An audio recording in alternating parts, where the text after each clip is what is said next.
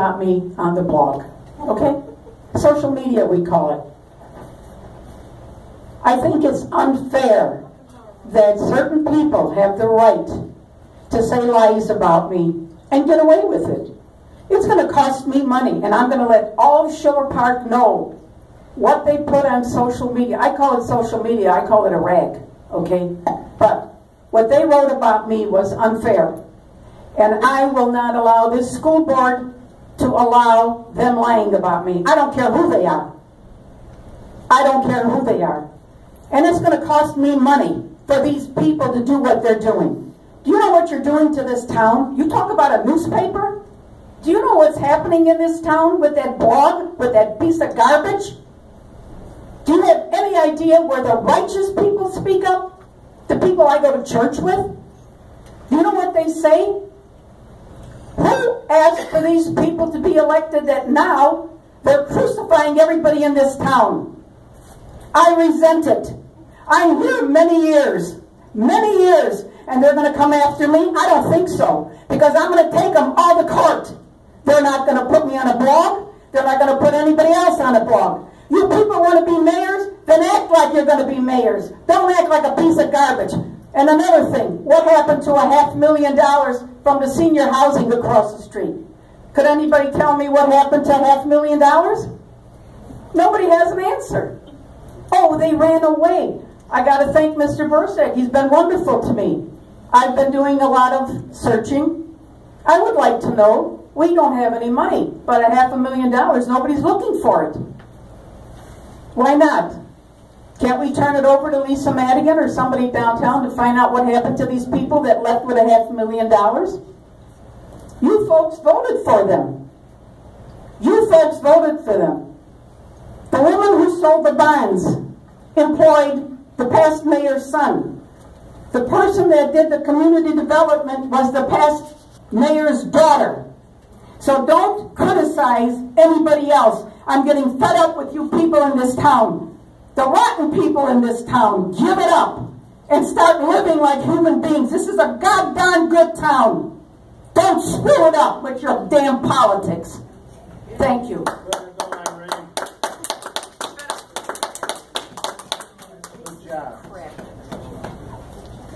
Anyone else this time? Take another picture, and I resent that too. Get that out of my face. Mayor, I want this man out of here. I'm just videotaping the meeting. Get out of here. I'm not taking your picture. No, you're not? No. But that's what you do. That's your new job. Sorry. Sure. Hello. Are you getting paid for it? My name is I'm not. Grant, and I am here representing 7-Eleven. Go ahead and tape it. I want you to Mayor for allowing me. Don't worry. I'm here, of course, to talk about the potential 5-cent per gallon tax for gasoline. We do have currently in Schiller Park, we have 5 stores, 7-Eleven stores, all 5 different operators, 2 of which are gas stores, and those are Oasis stores, but they are still in Schiller Park. First and foremost, we feel that 7-Eleven's been a great community involvement. We love the village.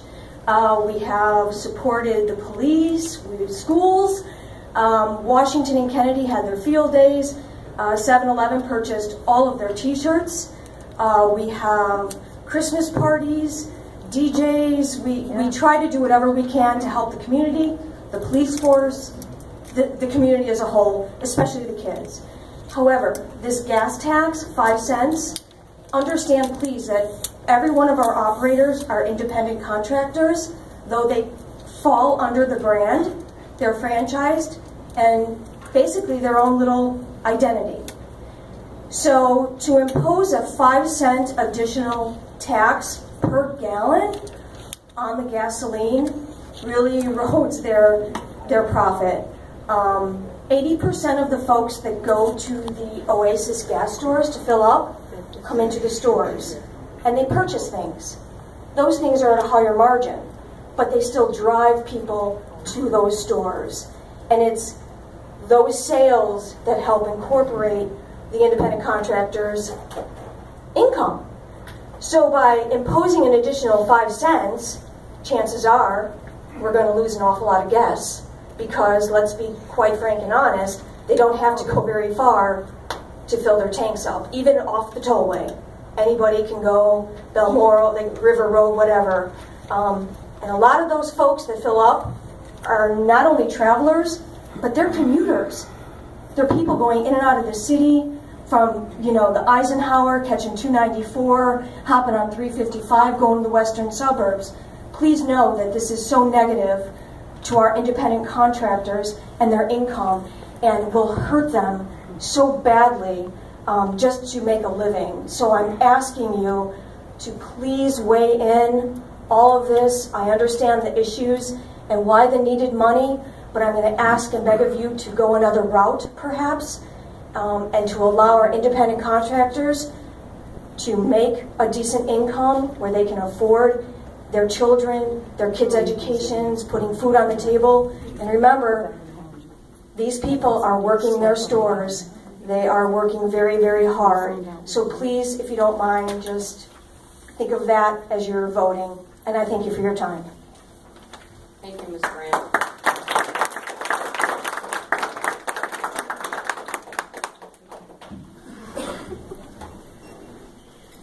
Hello, my name is George Zervos.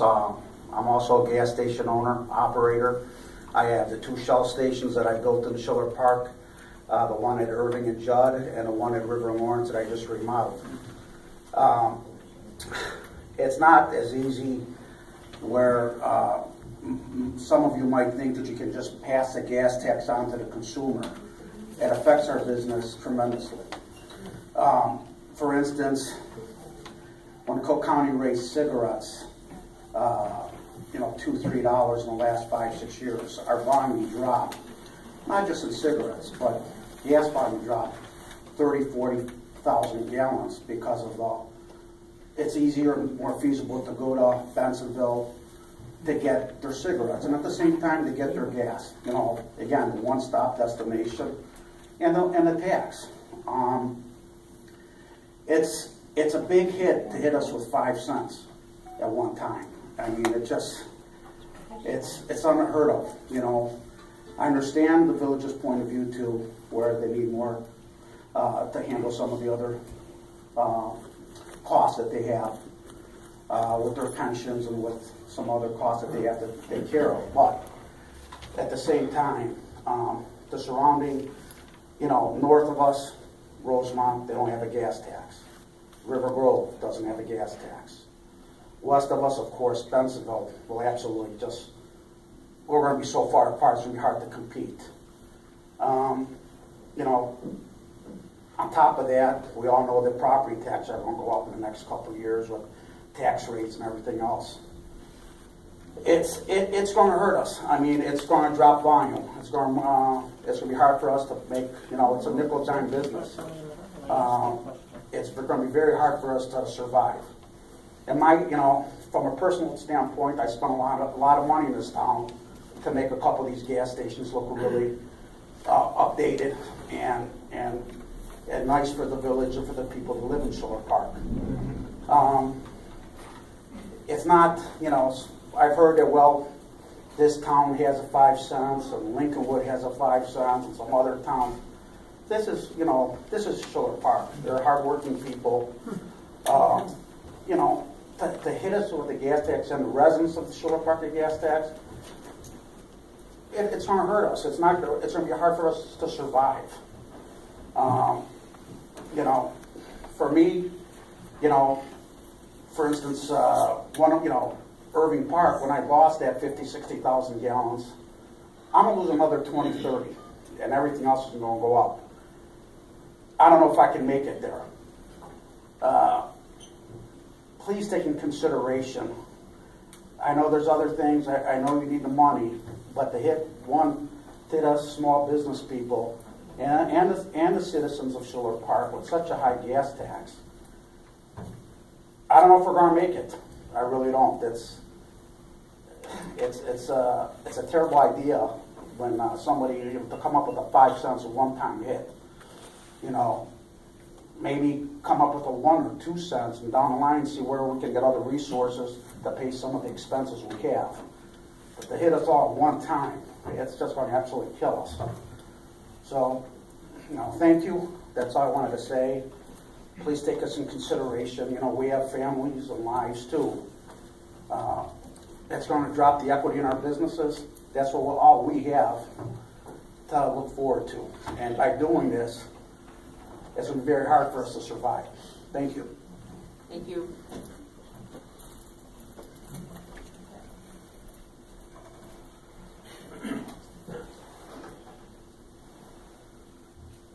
Hi, my name is Shadi Khalil, and I'm going to speak about the same topic. I entered in a purchase agreement for the gas station in Irving Park and 9201, the PB in the corner here, the closed one. I haven't bought it yet, but there's been a lot of money with architects and with attorneys to purchase the property. And when I hear about the 5-cent tax, I'm just kind of backing off. Kind of scared.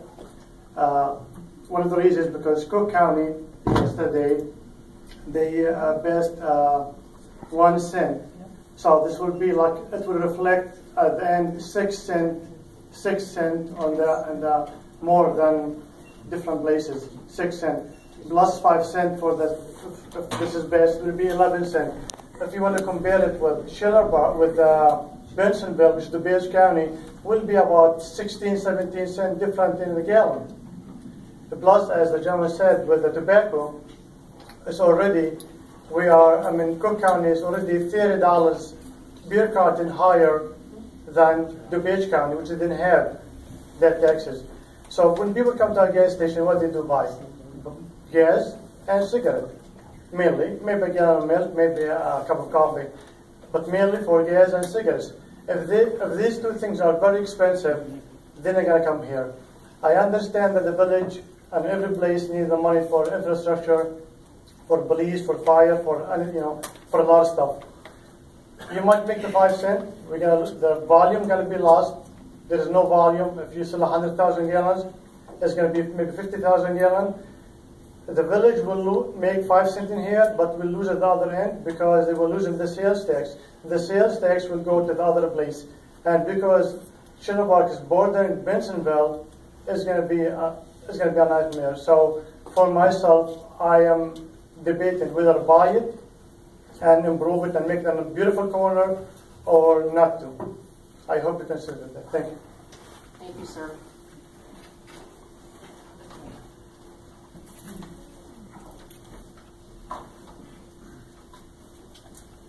Hi, my name is George Bactor. I'm talking about the same topic.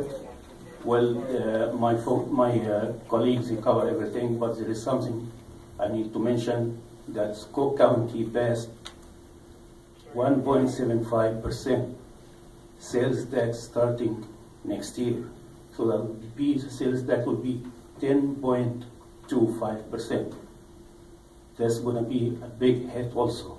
So I hope you put this in consideration. Thank you. Thank you, sir.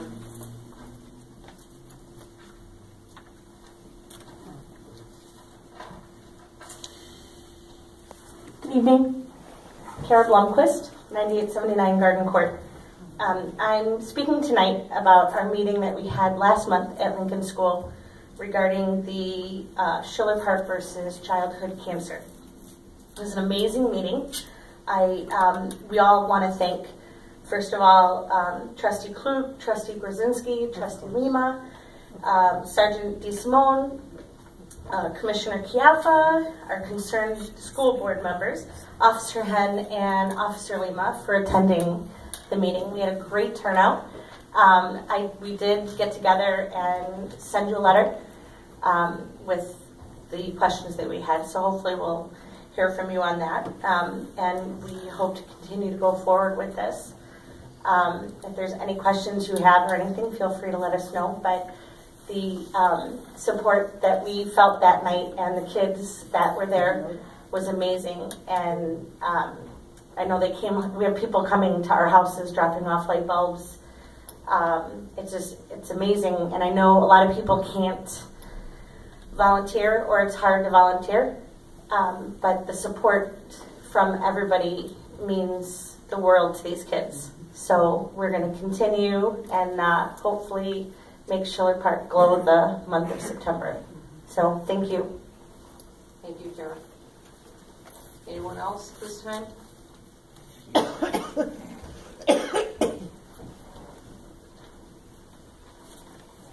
My name's Diana Cafaro, 3735 Emerson. First of all, I'd like to say with the 5% tax, a tax by any name is still a tax. And those that are concerned, be careful or just wait, because they're also looking at 3% sales tax in the budget. So a tax by any name is still a tax.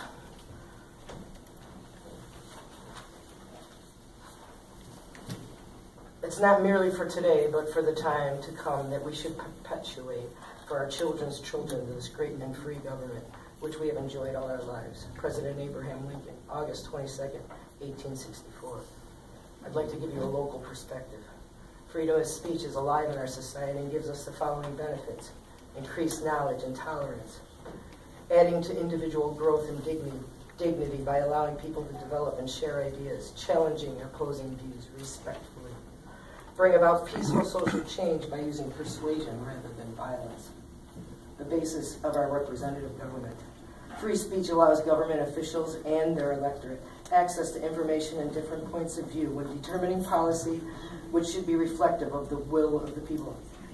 Protection of rights by ensuring that people can speak up when their rights have been violated without fear of repercussion. Keeping this in mind, I am reminded that the recognized media has been granted the freedom of the press and has a responsibility to inform the public accurately on events so citizens can make sound decisions and be productive members of society. All rights that are given in this society have responsibilities. One has the right to submit an editorial to a paper in defense of his or her beliefs, whatever that may be. And a newspaper does have a right and responsibility to print such a letter. But someone who submits a letter for publishing should be responsible enough to know that some forms of written speech is harassing, defamatory, and can cause harm. Someone should include accurate information in a letter submitted for publication and should not put down others who also share the right to free speech. Statements made in this manner should not degrade fellow community members. A publication should not be recognized as a qualifying newspaper if it does not responsibly present news, cover economic concerns of the community, cover regular meetings of public bodies, or cover crime accurately. People and Places, a free publication printed and distributed once a month, is only a publication that has generic information provided as a private enterprise, travel highlights of the publisher, photos of only events attended by the publisher, or Pete, and some interesting advertisement. The police blotter omitted serious crimes discussed at the most recent Neighborhood Watch meeting. The serious home invasion, shots fired through the apartment. This paper should not have recognition as a newspaper. Therefore, it should not have letters to the editor section at all, especially not only in self-selected issues. In short, my perception is that People and Places fits the description of a private publication and is not a reliable local newspaper. My perception is that it resembles something that Roy, who's usually here, might have put together. I also perceive that the letter, titled Dear Editor, submitted by Patricia Gatchewski, as printed in that publication, is irresponsible, and the publisher is fully responsible for its publication. Furthermore, I will continue to serve this community with pride and respect, and I most certainly will continue to stand up and speak out against unethical representation in my community. Before I go, I wanted to voice my opinion, my opposition against bringing Adadies to our community. You all know that I stood against video gaming in the beginning and submitted a petition, and the petition was a referendum, and of course 2/3 of the voters in Schiller Park were opposed to any video gaming in the community, yet here it is. So I'm not opposed to expanding video gaming, I'm opposed to video gaming itself. I have here the most recent report from the Illinois Gaming Board, and it shows that here in Schiller Park, Gamblers have lost $846,996.40. That's lost. The state's share of that is $211,752.19. I'm sure the state is real happy about that. But from all the terminals and all the establishments in Schiller Park's share is $42,350. That's Schiller Park's share. The machine operators and the location get to split $592,893. This is not an enterprise to bring needed money to the community. This is an enterprise that makes the establishment and the machine operators a lot of money. So I would reiterate that I am opposed to any further gambling in Schiller Park.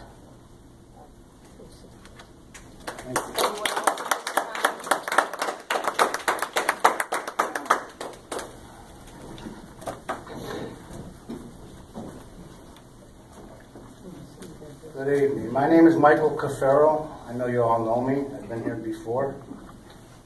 I also want to talk about the gas tax. That's a tax that's going to hit everyone.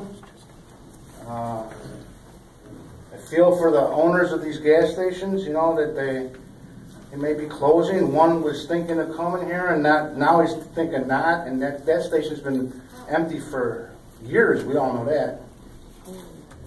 So maybe go another route. I know we need money, so maybe go with a sin on these people that go into bars and they buy a bottle of beer. Maybe hit that bottle of beer for $0.10 a bottle. You know, and they're going to complain about it, but they're still going to pay it. We know that. That's that subject. Last week there was a reverse 911 call on street cleaning. Is that right? Okay, because I didn't get the call. So maybe there's something wrong with our 911. I wasn't the only one. Other of my neighbors did not get the call. And my neighbors also asked, they said they know that I come here and I'm not afraid to speak, and I'm not. How all of a sudden do we not clean our streets? This is a maintenance thing? Aren't we? I understand about saving money, but there's other ways of saving money. This is a maintenance issue. I thought that my real estate taxes, I pay for fire protection, police protection, my village to be maintained, garbage pickup. What's next? Are we going to not pick up the garbage? Are we going to close the police department or the fire department for a few days? There's other ways of saving money. I see a list that there's going to be 4 more band concerts. That's going to cost money. That car show is still on. That's going to cost money. And then I noticed in the agenda today that we're going to consider resodding the dog park. That's going to cost money. We need to maintain our village and keep our streets clean. So, can I ask whose decision is that? Was it a chairman deciding to do that? Or all of a sudden we're just not going to clean the streets? Because now they're not going to be cleaned for 6 weeks since the last time they were swept. I didn't think I'd get an answer. You'll get an answer. It'll be explained later in the meeting, Mr. Seguro. Okay, I really appreciate that. And finally, the last time I spoke, I believe I was a little harsh, and I upset you, Mayor, and for that I want to apologize. Whether you accept my apology or not, it's there. So I'm sorry that I was a little harsh. So thank you very much. Thank you, Mr. Farrell. Anyone else? Record these meetings. Somebody else up there talking. Okay. We're going to move on to the consent agenda for consideration and action. Do you have any comments on the consent agenda before it's passed? On the consent agenda, I want to question item number 4, budget to actual. I And I don't have it up in front of me right now, but I believe the last column had estimates of what we spent for this fiscal year, but I think we're missing a column, what the budgeted amount was. So if we could I don't know look. where Ed went, so maybe you can answer that. He's right behind you. Hey, Ed, I have a question for you, once you settle in. Ed, on the budget to actual that was in the Dropbox, there was a column all the way to the right that had what we spent, or the approximate amount what we spent for fiscal 16. But I think we're missing a column where, in the past, I thought we had a column for what was budgeted, because just by having the actual or approximate, it doesn't give me any level set on how we're doing. Is that good? Is that bad? So I don't know if we're missing a column or what was done. I don't think the budget to actual is actually in the Dropbox. I think that's the budget for this year. That's the finalized budget for this year that Brad and Ed are working on. I don't know that we actually got the budget to actual. What we might see is obviously I was not present until early this So what is that, Brian? That was in there? That's the finalized budget that Brad wanted everyone to have a copy of. So it's not the budget to actual. It's not the budget to actual, it's just the budget itself. Okay, so it was It's the printed budget wrong. itself, it's the final copy of the budget. So,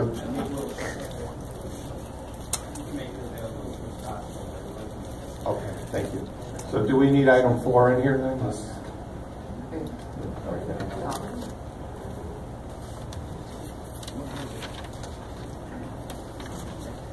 Thank you, Rick. Anything else? I have a motion then to approve the consent agenda. 1, 2, and 3 without number 4. I'll move. Second. I have a motion by trustee Gerzinski, second by trustee Lima. Call the roll. Yes. Yes. Yes. Yes.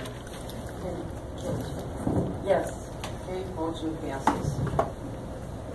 Okay, we're going to move on to the committee of the whole discussion items. Tonight we have a presentation by GIS. Thank you for your patience. Thank you for bringing us back here to present to you tonight. Before we get into the demonstration we're going to show, just a few items that are... Hey, Eric, I think we should, for everybody, we should introduce who you are. Eric Boyd and Alyssa Pump from MGP. Yes, thank you, Fred. In your Dropbox tonight, just some items before we get into the demonstration, is the